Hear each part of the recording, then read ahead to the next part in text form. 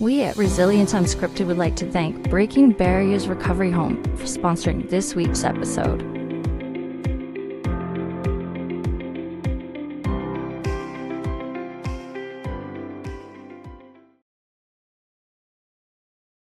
This week's episode of Resilience Unscripted is sponsored by PK Law Group.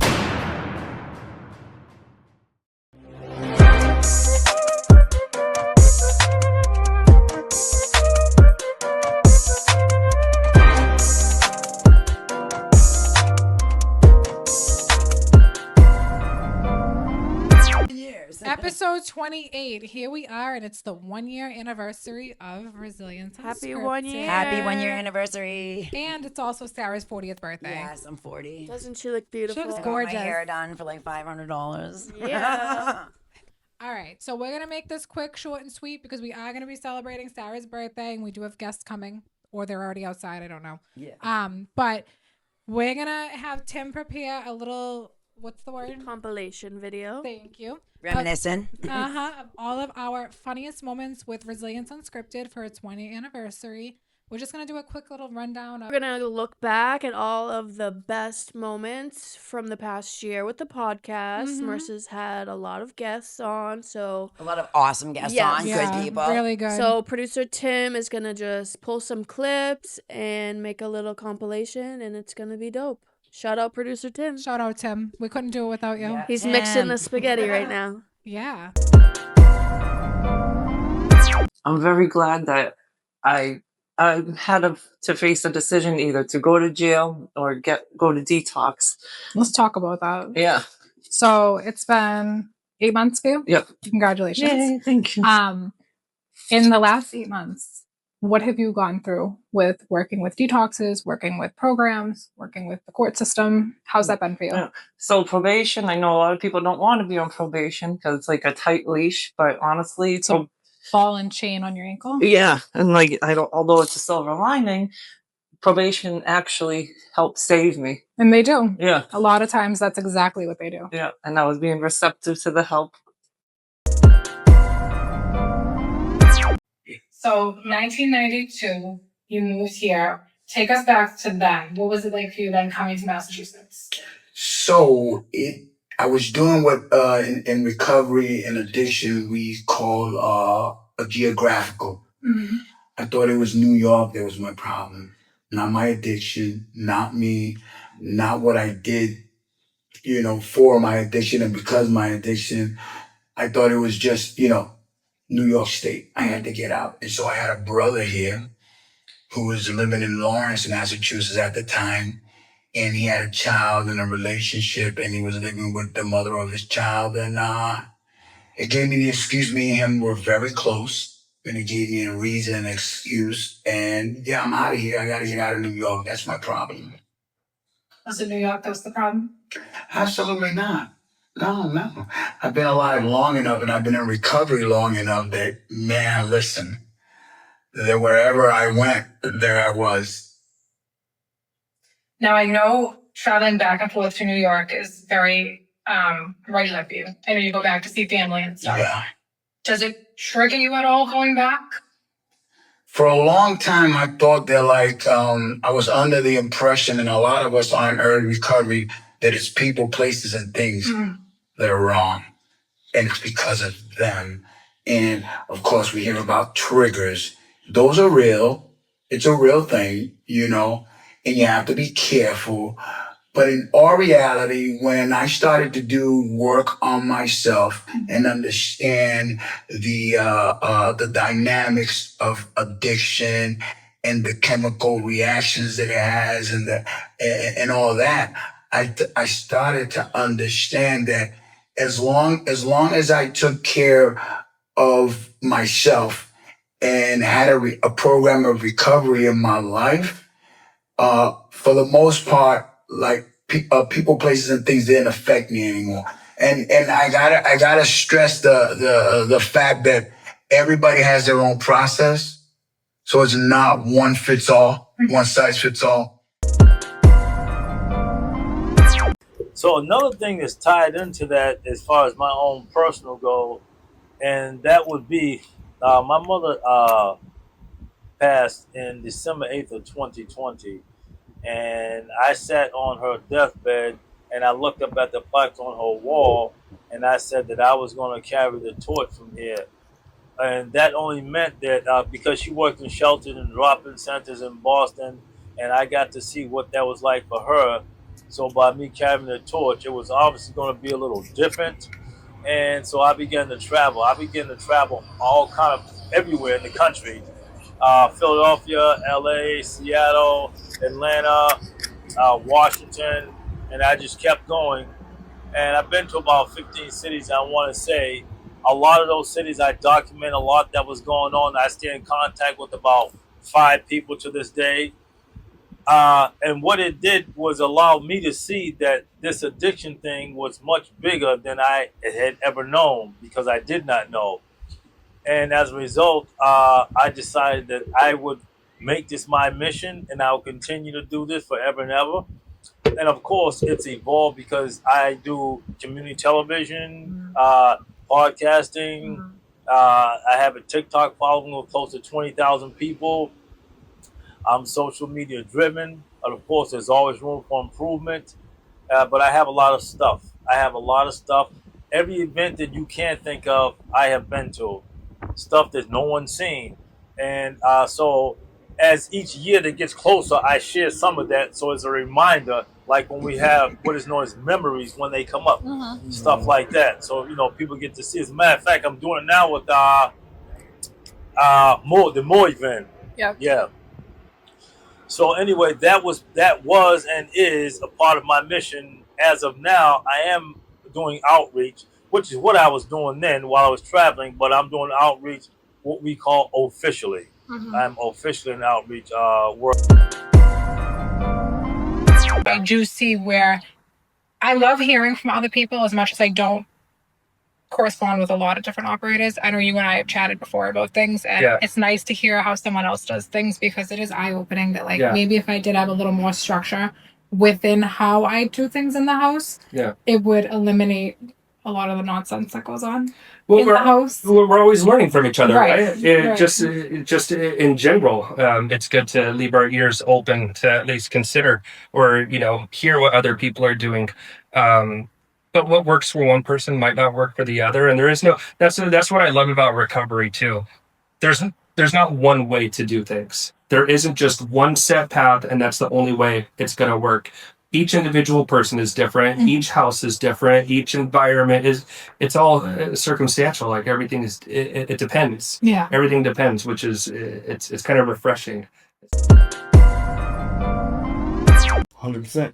And I mean, honestly, another good thing that came of, so me having that background, appeals to producers of reality shows. I was on, I guess it was a reality show on TLC called Trial by Choir back in 2008. What was it called? Trial by Choir. They only did the one season. What they did was they took 24, 26, whatever. Choir, like a church? Like, they like singing, yeah. Really? So I am not a singer. I can't sing for the life of me. Just gonna say, how come you haven't sang yet? Exactly. So I can't sing for the life of me. I can maybe be a background singer. Well, that's exactly what I was on this. I can definitely rap. That I can definitely do. But so the show came. They were at the Boys and Girls Clubs and all those places looking for young kids that sing to put on the TV show or whatever. When they went to the Boys and Girls Club, everyone kept going, go talk to Tim. He doesn't really sing, but he's in every single talent show and he sings. And dance to Backstreet Boys and all that fun stuff. Boy bands are definitely my guilty pleasure. Still to this day. So what did you dance to? Well, it was some everything. NSYNC, Backstreet Boys. What was the song? NSYNC. I'm invested in this now. Yeah. Shit. Oh, thank God. Those are probably not gonna ever be uncovered. But there were some videos of me at 7, 8, 9 years old at the Boys and Girls Club doing. I sang and danced to O-Town. I can't even think of specific songs right now even, but me, my buddy, my boy Cam Miller, his brother Kobe, my sister, her current husband, we all were doing school with her husband? The Boys and Girls Club. Oh, yeah. They're high school or maybe before high school sweethearts type deal. God, I love that. Yeah, have 3 kids and all that now. But yeah, so we were doing that stuff back then. the club, when they went to the Boys and Girls Club, the producers for the show, they said, go talk to him. They interviewed me. I tried to sing for us. So I tried. They're like, all right, what else you got? Like, all right, that's not it. But I had a story, you know what I mean? My parents, what I had just gone through. At that point, I think we had just gotten home. Like I was 18, 17 going on 18. So we were just getting back with my parents or whatever. So that story was right there to be told or whatever. But like I said, they used me for the story, but I got so much out of that experience. I met a bunch of friends. One person that actually works at my studio, Focus Women Studios to the day, I met on that show. You know what I mean? Things like that. I learned how to carry a note to an extent, and more importantly, how to just like work with singers, because I was just a little rapper, you know what I mean? A little gangster rapper at that, or I thought. And it really kind of opened my eyes to be like, oh, I can expand this. I write all genres now, and I could imagine. Yeah, I kidnapped an Uber driver. You did what? With an axe. That was my last charge. I was in an Uber and I was bugging out. Like I was freaking out. Wait, did you know you were gonna take this axe with you to go get I had an ex-boyfriend. Like, I need a backstory here. So I was doing meth. That's enough said. I never shot a needle. I never want to. I will not. So the guy I was with was shooting needles. And he wouldn't give me a pipe. He kept trying to get me to shoot. And I was like, no, I don't want to shoot needles. So I ate it instead. I ate an 8-ball of crystal meth. And it made me go, like, I'm glad it happened to me because it got me clean. Like, that was my last. He was like, but I jumped out of an Uber on the highway. And then to get away from whatever was chasing me. You know what I mean? And then I got back in the ride and I pulled out the axe to make him finish the ride. And the kid called it a kidnapping because I threw his cell phone.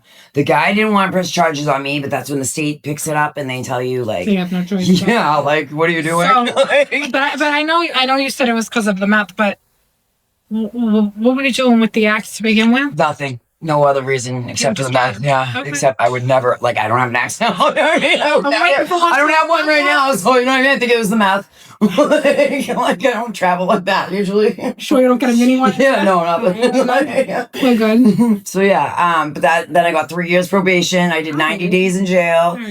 And the probation officer that I got was very mean. Like, I was like weird. Some of them are. Dude, it worked. She was so mean and she told me I couldn't do it and I proved her wrong and we became friends. And I still text her to this day and I'm like, thank you. I miss you checking on me and I'm still not fucked up. You know what I mean? So it worked. She was the biggest cunt I ever met in my life. And I told her that I was afraid of her.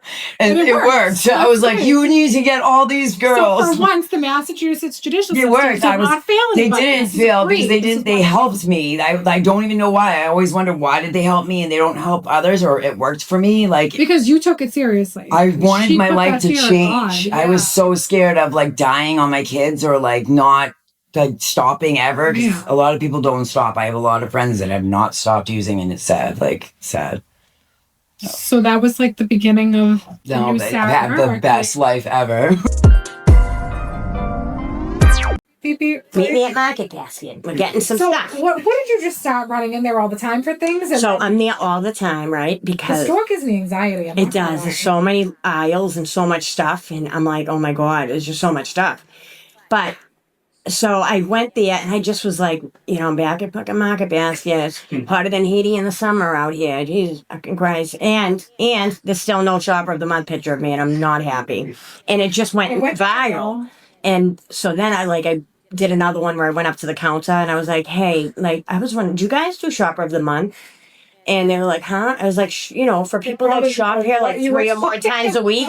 And she was like, no, we don't do that. I was like, oh man, they don't do that. So that's why my picture's not up.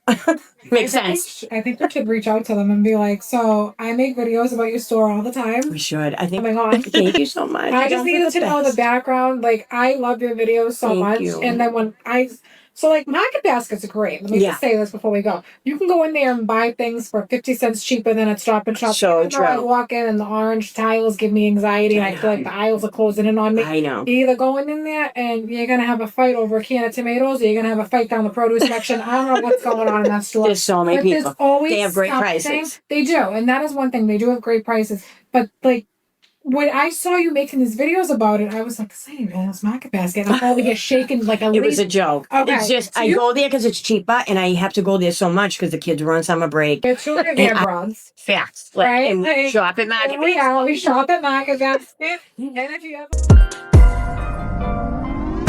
So I know you do a lot in the community. I do a lot for the youth because I always tell myself, why not? You know what I'm saying? Mhm. So to become an adult, we got to start from like kids. So that's why I pour so much into them. And I had the people that came out their offices when I was a kid to pour into me. So You feel like you're giving back. yeah. There's times I don't got it, I give back. There's times I got it and I give back. But it's all coming full circle. Yeah. So you feel like those who were there for you, Yeah. now it's your time to be there for someone. Definitely. I love that. A lot of them they're retiring, Mhm. you know, time's moving on, and it's like, now you next in line. So you're gonna fold, or because the kids don't need you to fold, you gotta stand on business when it comes to them. So What do you do for the youth? what do I do for the youth? I have so much I programs. want you to explain. I know a I little have bit, so but I much want you to programs that I explain. do for the youth. I created a program off of my brand. I own Black Labs Customs. Awesome. I'm a professional, certified sneaker tech designer, fashion. That's what they know me for in the city. All right. So I created a program called Create Your Kicks. Create Your Kicks is just a program for young youth to come inside our center and to design their sneakers however they want to design their sneakers. Awesome. I feel like a lot of women that we work with, especially within this home, don't necessarily want to have to go through detox or go through treatment. They just want to jump right into sober living, and it's like, you can't do that. You got to go through the motions. I'm huge against that because to me, that's control. You want to control your process. And when you control your process at an early, recovery, you're gonna fail. Unfortunately, there's some people that do good with it, but it's not consistent. You need to be taught how to live again sometimes. You've been using how long, and then you think you can come in and just do it on your own? No, you got to rebrand yourself. There's all of these organizations and companies for reasons with experts working within that have the background knowledge because they've either gone through it and have X amount of years to provide that knowledge, or they've helped someone get to that point. So all of the professionals that are in this industry, I feel, market in such a way that it should want others like who are in early recovery or getting into detox, right? Yes. To follow the same path. Yeah. Not necessarily pathway of recovery, but getting into the steps of detox, CSS, halfway, sober home, things like that. I feel like if there are people who we see, like you, 12 years, who've gone through the same exact motions, I'll say, it happens for a reason. Right. Nobody might want to do it. Yeah. But they got to, Yeah. And for me, it's more rewarding. So you are a content creator? I guess if you can. I would say so. Yeah. That's how I found you. It's funny to even say that, but yeah. You definitely are. So that's how I found you. I just started posting probably in April, and before I used to kind of make fun of people that would post on TikTok that I knew personally. I'd be like, "What are they doing?" And then I started doing it, and I kind of fell in love with it. It was like a therapy to me, almost. It is a therapy. And now I'm just like, what took me so long? I should have started back in 2020. But I think I found you. It was it was definitely an addiction related, not episode. Wow, Marissa, my brain is stuck on episodes right now. And it was an addiction related post that you had put up. And I want to say it was about Overdose Awareness Month. So it was in the beginning of August. Mm-hmm. And I said, wow, this girl is really into this. And, you could tell you've come a long way. I'd watched some of the other videos that you put up about changing your life around and, getting your life back into your perspective. And I was like, damn, I need to reach out to her. She needs to go on the show because you can tell the things that you talk about and how far you've come, that it took a lot of trial and error and pain to go through. And look at you now. It's amazing to see where you are now. It took me a long time, longer than it should have, but everything I went through was for a reason, and I'm here for a reason, you know what I mean? What do you think is going to help get you to your next 100 days through your recovery?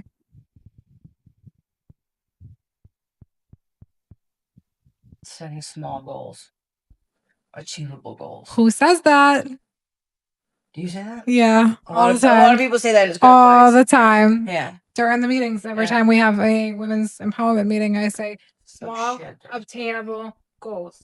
Yeah. Small, because if you're setting big goals, you can get overwhelmed real Right. fast. And discouraged. True. Yeah. Yeah. So some goals. What else? Not you, step one. I've cut out people, places, and things, so if I could continue that, I think that'll help. So, do you currently work in treatment? Yeah. How do you like that?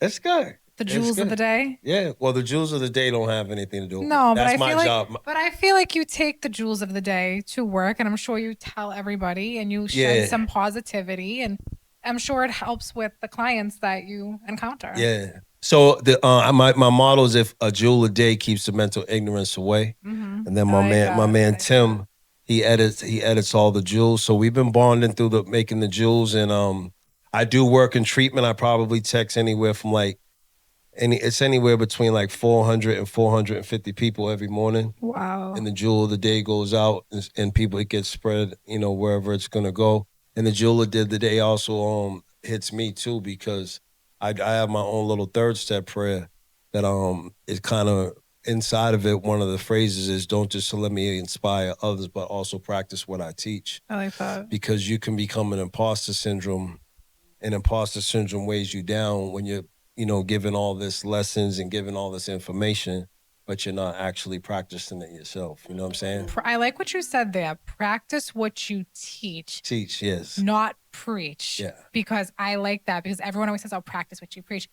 Teach, because you're teaching somebody, like you need to understand that a lot of people can't comprehend what someone's trying to explain to them. And that happens a lot within this house when we do groups and we do meetings and things like that. And I always say, like, you guys got to practice what you preach, but that's going to be my new one. Well, Practice what you I say preach is what they do in church. Right. So I'm a poor righteous teacher, which means I go to those that are mentally, emotionally, and spiritually poor, and I teach them to try to make them rich. So I don't say practice what you preach, because I'm not a preacher. You're not preaching. I'm not a preacher. You're I'm teaching. a teacher. Yes. I like that a lot. So a preacher goes into church. A Yep. teacher, I can go to Mass Ave. I can go into a recovery center. I can come to a sober house. I take the message with me wherever I go. Where a preacher only goes to certain places to preach, but I go anywhere to teach. It's shedding light on things in a different way. Yes. I like that a lot. Yeah. Yeah. I really do. Like, if you look in the flying saucer, obviously the camera won't be able to pick it up, but there's no alien in the UFO. It's an empty UFO. So, or flying saucer. So I think that when you think, we are not the same, and then the metaphor of the alien, but also just like the idea of the flying saucer, just like the freedom of it. Because I feel like that's what's so cool about aliens and alien movies and all that stuff, is like they just be flying through the galaxies. You know what my next question is going to be? What's that? Do you believe in aliens? Okay, I believe in aliens hardcore. So I'm I think you're kind of foolish to believe that we're the only life in the universe, given how not. vast it is. The bigger debate with me is, have aliens been to Earth? Oh, that's good. I'd like to believe they have, and I think that would be cool. I'm not fully convinced they have, but I do believe they exist. I do too. I also think it's weird. One of the main things I think is weird is like, because I like some of those investigation shows from like the Discovery Channel, but like people will see a video of a UFO and they're like, oh, someone filmed a video of a UFO here. And then they'll be like, all right, so let's go back to that place and like try to see more. And I'm like, why would it be back in that place? Like, if It's not someone saw a restricted. UFO in some place flying by, that's all it was doing, was flying by. Like, so you They didn't you land happen to Captain get like you happen to get lucky and catch one flying by. Like, I don't think it's a really like productive experiment to go back to that place and keep looking. So what do we think aliens look like? You think they look like people? Nah, What do you think I think they could somewhere, but I think Are they like AI aliens? AI aliens, that'd be crazy. I think it would be dependent on where they come from, like what their planet is like, because they would have to adapt to the circumstances of their planet. Do you think like there's? I mean, this is just going way out because now my mind's running with this. Fair enough. Do you think there's like alien families like up wherever they are? There's like on their planet. Yeah, like the mother, the father, the kids, the alien dog, the cat, like normal life I think down here. because there's so many. I mean, I think it's possible because there's just the universe is so vast. It's crazy. I mean, you could take the Hubble telescope, look at a picture, take like a very tiny portion of that picture, zoom in, and you're looking at hundreds of billions or whatever, millions of galaxies. Each of those galaxies has billions and billions of stars. Each of those stars has at least a couple planets. Yeah. It's just, that's that much exponential. Tim's probably like, what are you two talking about this week? But that's crazy, dude. As far as like going to meetings, getting vulnerable, raising my hands, like all those things that I just repetitively did early on, just kind of became second nature to me. So it's just a lot easier to stay consistent and disciplined, like as time went on. Like it's just become part of like who I am. And just like staying in touch with like the reality of like I truly believe for someone like myself, like staying clean for me is a matter of like life or death. It's a matter of like me being a dad or not being a dad. Right. It's a matter of me like living at home or living on Mass Ave. Like I'm not confused about that, and I keep that up front. And you know, when I'm like, you know, now that I've been clean, I have that choice, right? I have a choice now that I'm no longer like powerless over drugs, right? I have a choice. It's like, all right, I'm gonna wake up and I'm gonna choose recovery. I'm gonna wake up and I'm just gonna repeat the same things that I did for years that got me nowhere, you know? And that's the power of it. Like we get the power back when we get clean. You know, we're no longer controlled by drugs. So there's a lot of people that know you as Exit Fame, and then I'm sure at work, do you introduce yourself as Exit Fame or do you say I'm Eric? I don't do it at meetings. I don't do it at nothing. Even in the rap community, I'm just so used to being like, nah, my name's Eric. I don't know. For me, I'm a grown man. It's kind of like a superhero name or something. It's, you know, for me, it's weird. You know, so I just can't. I'm looking at another adult to another adult. Right. My name is Exit Fame. Like what? You know, like. Bro, my name is Eric. I mean, I'm sure they all know who you are. Nah, I mean, whatever it is. And that's no shade to nobody who does that, you know, because I don't want that to come off subliminal. No, that wasn't meant to be. No, that's not like that. I just have a genuine But for me, I get uncomfortable with myself. Like, I can just hear my mother's voice in your head. What's your name? You know? But I do know how to identify a person of where I know them from by how they address me. You know, so if you call me Fame, you probably know me from prison or you know me from the streets or I'm the way.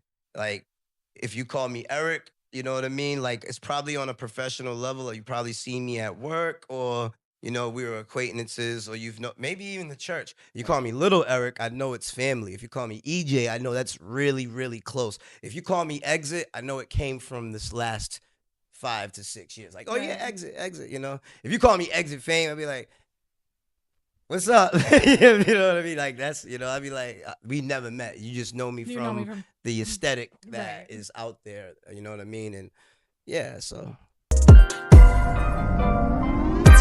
When I first started posting stuff, like just me talking about recovery on the internet, people are like, well, why are you doing that? I'm like, it helps people. And they're like, it does. Well, are you doing that for validation or to truly help people? And it's like, I put 3 people into treatment this week that reached out to me, calling me on Facebook. They didn't have my number. Something resonated with them. That wasn't for validation. That was to save someone's life. So that's since I started this, if I can save one person, because I've lost a lot of people. Me too. Right? From when I was younger to 8 weeks ago, I lost a buddy, you know, and this is happening far too frequently. So if I can save one, then whatever I'm doing is worth it. That's helping and it's making a difference. Yeah. So that's kind of what the trajectory was. And that's kind of how I fell into the position over at Empower too. I love that. You know, and they saw something in you to take what you've went through and use your experiences to help others, and that's huge. Yeah, for sure. It's the most rewarding thing I've ever been a part of. And that's why it's like, yeah, is it inconvenient at times, right? I don't want to get woken up at 2:30 in the morning hearing somebody's, but then I look at it like I still have angels in my life, like mathematics or Matty O'Malley, these people that they were just like, no, we're going to just hold on to you. We're going to keep you up when you can't stay up on your own. Yeah. Right. And I feel like even in just going through, when I went to detox on day 1, I went in there with a significant brain bleed, right? And I was on stroke and seizure watch for 72 hours. Day 4, I called my wife and I said, I don't belong here with these kind of people, right? Because I was still judging people. I was judging people. I thought that it has nothing to do with the substance. Once the substance is at, I had no idea that my behaviors, my actions, like my thought process and the way that I processed anything, I had no idea that was the problem, right? Because but there's a saying like, if I'm not the problem, then there is no solution. Right. So if I understand that I am the problem, then I understand that I can also be my own solution. Because recovery is like, you can have the best network that you want, but it's you versus you, because people aren't with you all day, every day. So that's why these tools that I take so seriously, that I just don't waver. But people wanting to get in recovery, if those people weren't there for me, then where would I be? So now I feel like God was like, hey, buddy, I'm going to sit you down here. We're going to get you out of here. We're going to give you a bunch of people that care about you. We're going to make these people a huge part of your life. They're going to open doors that you could never see before. You just have to walk through them. But in return, you're going to have to give it back the rest of your life in order to keep it. And then that's fair to me, because I always had a pretty good life. You can put it out into the universe, and then whatever comes of it, comes of it. Right. Harboring it and holding it in, I notice it festers into a bigger problem. Yep. And it's and it comes out in other ways. Oh yeah. You're flipping out about nothing. That's not even what you're flipping out about. Yeah. It's something that's really deep going on inside. Yeah. I agree. Every therapist needs a therapist. Yeah. I mean, I don't know if mine has one, but after talking to me, she probably has one. Yeah, we all, I think we all struggle with mental health, and it's just some of us are more open with it and able to get the help, right? But like on some level, every one of us come from some type of dysfunction, right? Oh yeah. We all struggle. As an adult, I went to a behavioral health. PHP. Mm-hmm. And because I work in this industry, I felt uncomfortable because people outside were knowing that I was going. Right. And that made me uncomfortable because you're not supposed to know I'm there. Right. So I removed myself out of the situation. I was extremely grateful for the opportunity. Thank you for giving me a chance. And I appreciate you allowing me to be a part of this. Yeah. But socially and mentally, to me, it wasn't acceptable because too much of my information that I was telling in group or saying to the caseworker that I thought was supposed to, keep it quiet, wasn't. And I just couldn't bring myself to go back. And nothing on the place itself or the owners or anything, but I just couldn't. Yeah. I ran into someone who I used to indulge with, and they were doing very well. So, they say sometimes it's by attraction. And when I seen how far along this individual has came, that was more motivation. Right. And I asked him, I'm like, hey, what are you doing? What are you doing? And he said it straight out. He was like, I'm going to meetings. If you want to live a better life, go to the meeting. I was like, okay. I'm like, he had a car and everything at this time. Now, where we was at, we didn't have cars when I was active. We were active. So, he was like, come to the meeting. I said, can you give me a ride to the meeting? He was like, no, I'm not going to give you a ride to the meeting. But if you get to the meeting, I'll make sure you get back. You know what I mean? And I didn't understand it at that time, but now I do. Now looking back, you do. I do, because if I really want to achieve, recovery, and be successful, I have to be willing to put in that work. Like he said, if I get there, he'll get me home. And that's exactly what happened. After that, I was off and running to the races.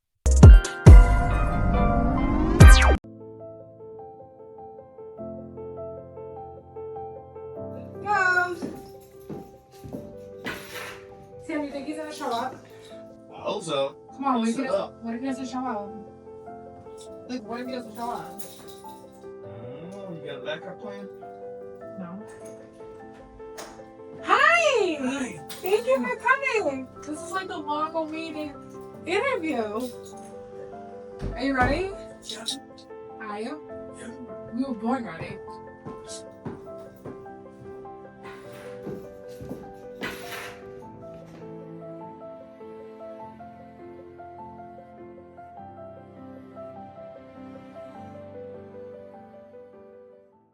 So we're here for episode 21 of Resilience Unscripted with the one and only Mario Tedesco, my father, my best friend, my co-pilot, my business partner, Mario's mission, part owner of Tedesco Sober Homes. How you doing?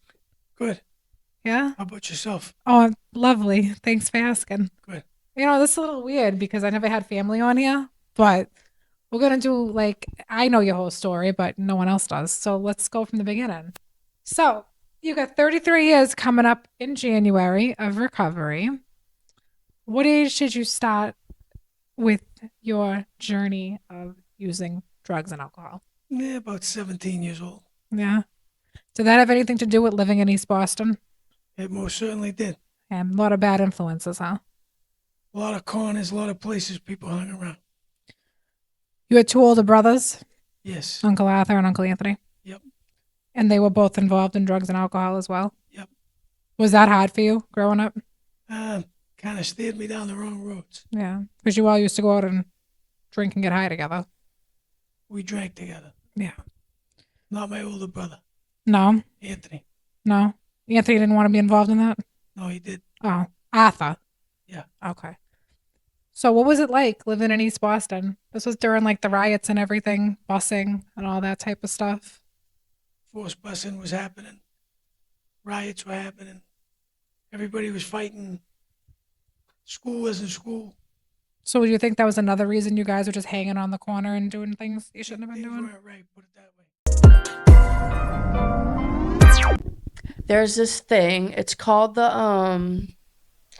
the method that they used to get me off methadone. It was called the Bernice method. And like I said, I thought I was going to be on methadone for the rest of my life because they make you think that you have to wean down 2 milligrams a week. You're going to be sick, blah, blah, blah, the whole nine. But no, I was on 107 milligrams.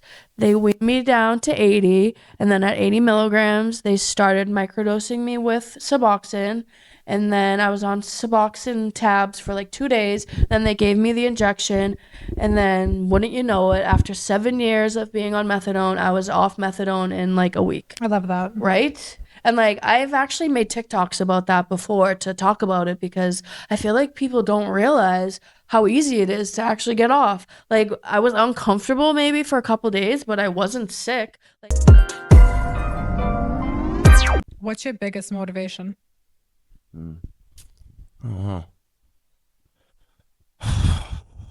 Just being a better person each day is 1% better, you know? I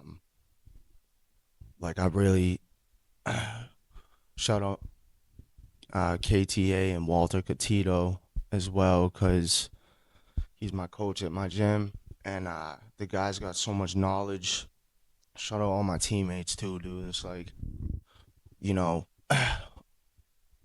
they just have so much and it's that connection with people too and we're all trying to be better. There's not one person in there that's lazy or expecting a handout or Right. You know what I'm saying? And it's the type of person I am, I've always been disciplined and routine.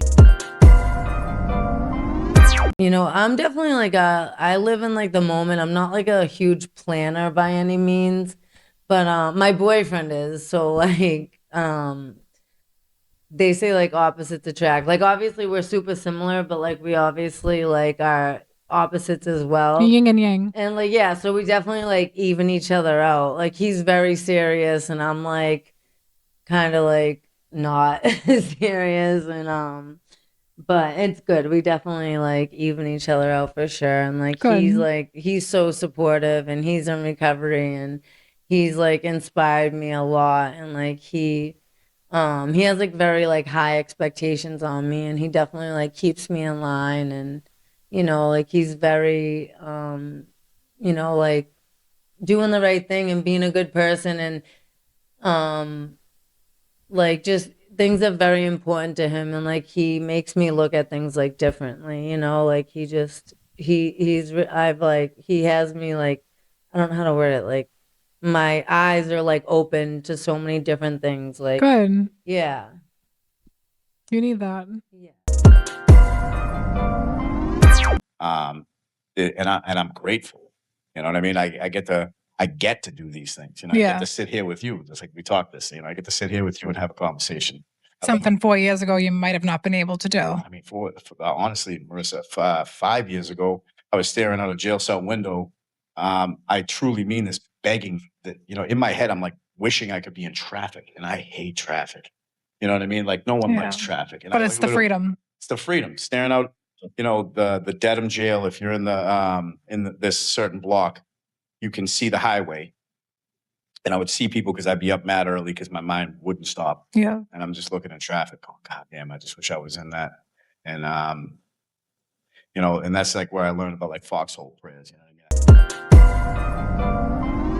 And what are we doing these days? I know you got the podcast, we got the this here. What are we doing these days? Resilience Unscripted, Right. obviously, where you and I meet with various different walks of life throughout each week. During each month, we have one dedicated episode to the girls' Those chat. are fun. Yep. It's always popping. We did a PJ one. Yeah. It's just, you never know what's going to happen with us, but we typically have men and women from anywhere from addiction to alcoholism, health and wellness, goal setting, things like that. Oh, speaking of goals, we have the women's meeting in East Boston. We do that on Tuesday nights, and that's to get women out and empowered and teach them that they can be confident in their own skin. They can have boundaries and goals, and they can achieve them. We do that as well. We have the Sober House, and obviously I talked about wanting to like rebrand a little bit. Yeah. What else? Me in school. Right. And then there's other things that are like in the works that I probably won't say because people love to copy. So fair enough. Yep. we'll just leave that for when it hits. Mm-hmm. But yeah, I mean, we have a lot going on and like a lot to look back at and be like, wow, this is the girl who hated to speak and had social anxiety. And now she's on a show every week, like talking publicly. That's crazy. Yeah. Because I never thought I'd break out of my own shell. Who am I now? You're the host. Exactly. So like I'm here every week. The way I look at it, I felt like the accident itself was kind of like the universe trying to get me on the right track in like the last possible way it was able to. That was like its wit's ends. Yes. Yeah. I've always felt like that's the universe saying like, I'm not going to kill you, but this is the last message I'm going to send to you to let you know that like your way of doing things isn't working anymore. And that's something that I've really like internalized too. And I've been like really grateful for that because like just how close I got, like it could have gone so many different ways. It was a near-death experience. Exactly. Yeah. And and I don't take that lightly either. So yeah, I definitely think like I had some sort of like spiritual awakening or just feeling like God or the universe or whatever it is. I felt like there's something looking out for me because like statistically looking at what happened, like in what world would you not have like died? And even like seeing pictures of what my car looked like after, it's like that looks like a car that the driver wasn't alive after.